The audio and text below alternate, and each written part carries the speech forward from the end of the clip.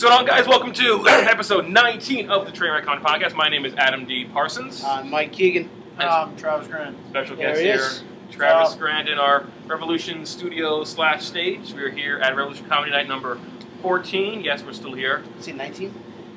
Comedy show. 14. I don't know. Never mind. Shut me. We've been doing podcasts longer than the show, haven't we? Yeah. No, I thought you said podcast. Oh, I might have. I don't fucking know. We're just here. We're bullshitting for a little while. About to go next comedy show here. Yeah, we used to podcast at my apartment. Remember how awful that was? Yeah, no, it was awesome. I liked coming to your apartment. I didn't like coming to my apartment. That's why we're here now. He doesn't want me in his apartment anymore. No, I could put the kids downstairs. Yes, that was a problem. You fucked my dog. So, reality number one. Yeah, there you go. Rule number one. So here we're going to talk a little bit about current events, comedy show. I know this gentleman had a nice little trip to Pennsylvania. Yeah, I was on the road. I was on the road this weekend with the Gallo McNeely Road Rage tour. Very nice. Those guys are fucking animals. We're in Bristol, Pennsylvania, at the Comedy Works. Very cool. And it's like a little hick town in Pennsylvania that we got to go to. It was a lot of fun. We did a Friday night show, Saturday night show, and then Saturday after the show we get to do karaoke with the audience members. Wow. So it was awesome because all the fucking no teeth girls that hang out at the shows come there. Yeah, it was pretty wild, but it's a good time there. We went to the fucking Rocky Steps. I saw that. Outside Philly. That's actually pretty cool. Christ. Yeah, it's pretty cool, but I don't climb that shit. You know, it's like, we had to walk like a mile to get to the Rocky Steps. I'm like, I'm not fucking going up those steps now. I just walked a mile. You have to pay to go my cardio for a month. You have to pay to do this? No. If I had to pay to fucking climb stairs, fuck you. Pennsylvania's a shithole, so it's really like... Yeah, I don't think I've ever actually had a positive experience. No, nobody has. Even Pennsylvanians. No. They really they're the worst fucking has. people out there as it is. Yeah. I know. I went to a show in Philadelphia there last year, and it was a great town to go to when you leave it, and it was just it made New York feel cleaner. Yeah, no, exactly. I came home and I wanted people to say "fuck you" on the road to me. You know, people are too nice over there. And shit. Well, that's like the hick part of Pennsylvania. It's like fake. When I go there with that creep Hugh McMurray over there, Hugh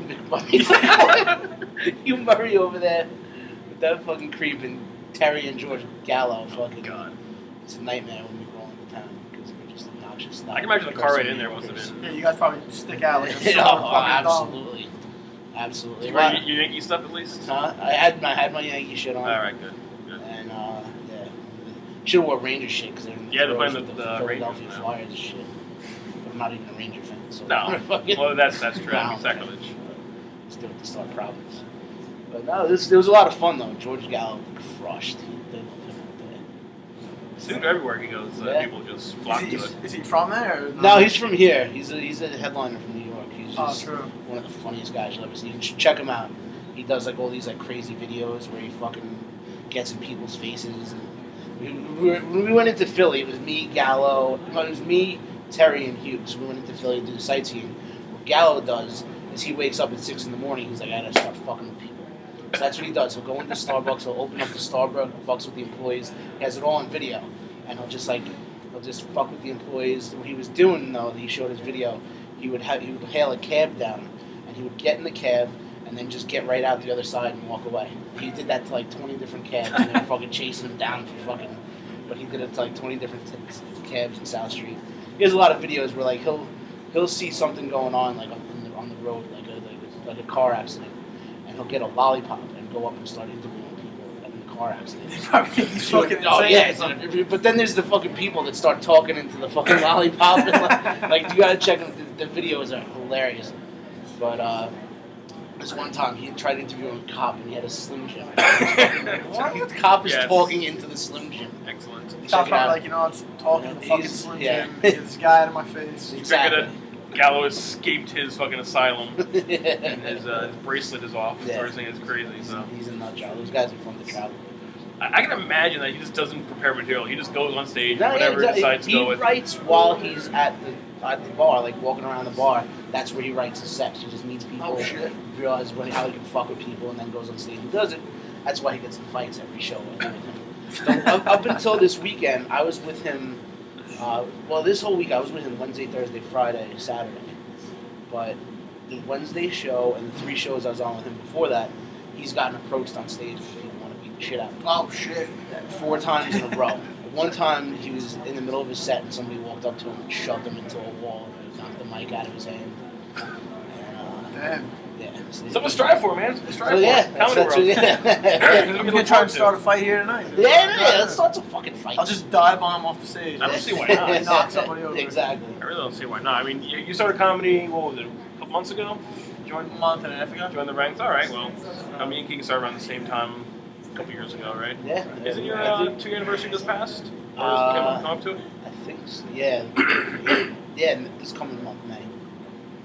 Next month? Yeah, because I know mine is actually the day before next month's show here, the Hugh Murray Jimmy Crit Roast. Yeah, So that's my 2-year anniversary right there. May 3rd, May 2nd, I think was my first. Yeah, see, so Yeah. It's fun. see what you can strive for? You're basically like where it. we are right now. It's fun. I've Exactly. been having a lot of fun. I like making people laugh. Yeah. Where have you been doing shows? Well, I went through the graduation show at brokerage. Oh, yeah, So yeah, then I used to do with Peter. Very They nice. hook you up. Yeah, they hook you up with a gig after that. Yeah. Then I went to Belmont Bean Cafe. That's Yeah. a great mic. Les Deegan's mic. Yeah. Yeah. That's one of Les my Deegan's favorites. the nicest guy in comedy. Yeah, yeah. Like, you're gonna meet a lot of scumbags. Trust me, you're gonna meet a lot of them. You just met 2 of them. Yeah, basically. Like, you're gonna meet a lot of really These shitty guys. guys.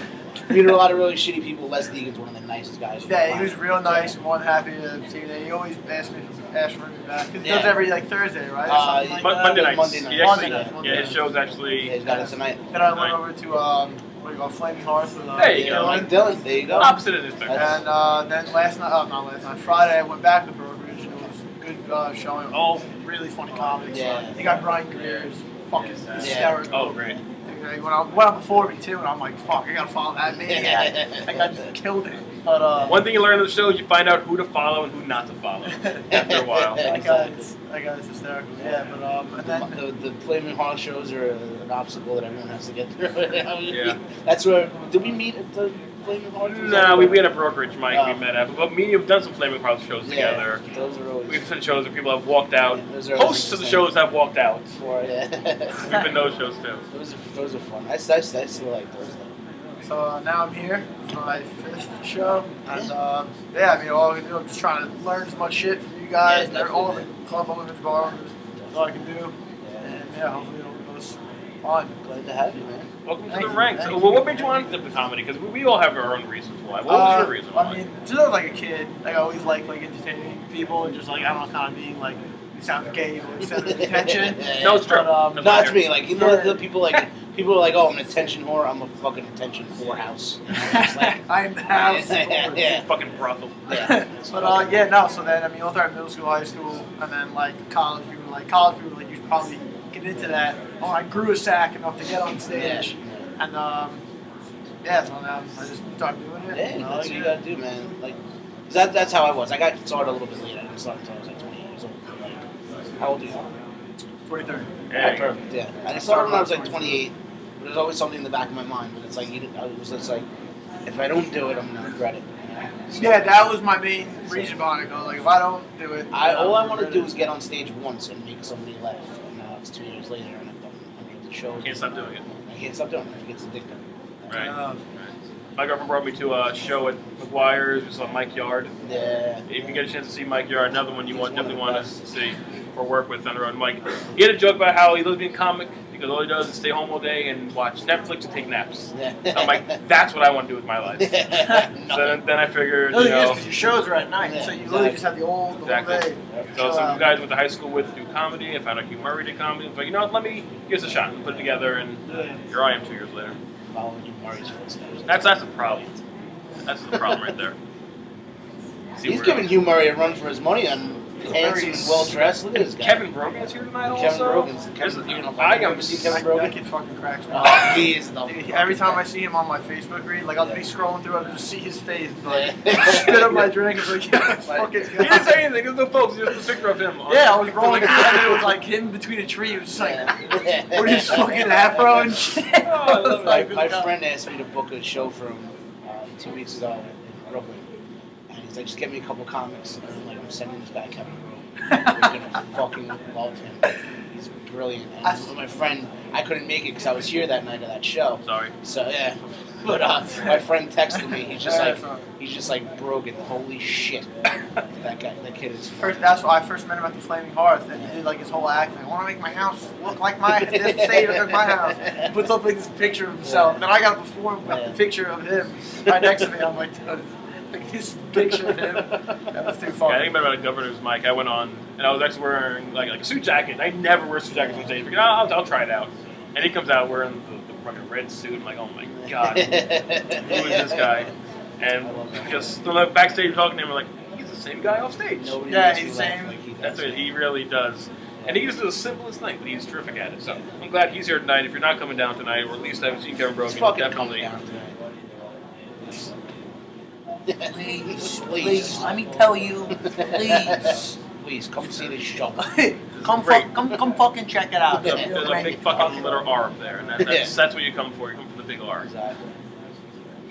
Let's talk about current events, though. I mean, on my radio show on Saturday night, I was talking to Donald Sterling. Yeah, dude. The Clippers can only play with half of Blake Griffin now. yeah. Just his mother's allowed at the games now. You know? His dad has to watch in the parking lot. Exactly. And that's just a crazy situation here. I was eating Taco Bell and I read the story. I'm like, this is gonna be. I'm like, this is gonna be awesome. Like I look at TMZ on my phone all day, and that's all it is. It's just Donald Sterling. I fucking. That's love why it. I hate you. Yeah, exactly. That's all I do at work. I look at TMZ. But I think it's awesome. I think, you know. Well, you know what? The guy owns a team. He doesn't want some black people in the audience. I just don't like the league is like 80% black. Like, where I know. And own a hockey team, bro. Yeah, really. You know? So, yeah. blindfold yourself and you come to fucking league. Exactly. Like, what are you gonna do, man? Own a fucking hockey team. Literally, go own the Nashville Predators. Yeah. It's a Tennessee hockey team. You will be in your glory, Mr. Sterling. It's an 80-year-old billionaire, though. He's surprised as a fucking racist. Oh, they're like violating him on Instagram. Yeah. Instead of memes that are coming out. I haven't seen any. I've been slacking on social media the past couple of days, so. It's fucking hysterical. I mean, I doubt he gives a shit. No, he doesn't know what Instagram is. is. All I know is that it promotes Magic Johnson and he gets pissed off about that. Yeah. That's a wonderful mindset to live in. These men don't bring black people with AIDS to fucking shows. Well, I mean, that's just standard practice right there. Yeah. Mostly because they're black. Yeah. It's like if we say it's alright, but if Donald Sterling says it, it's Yeah, bad. exactly. I don't want black people here tonight. Or we're gonna have Donald it. Sterling said it. Donald Sterling It'd be said a problem.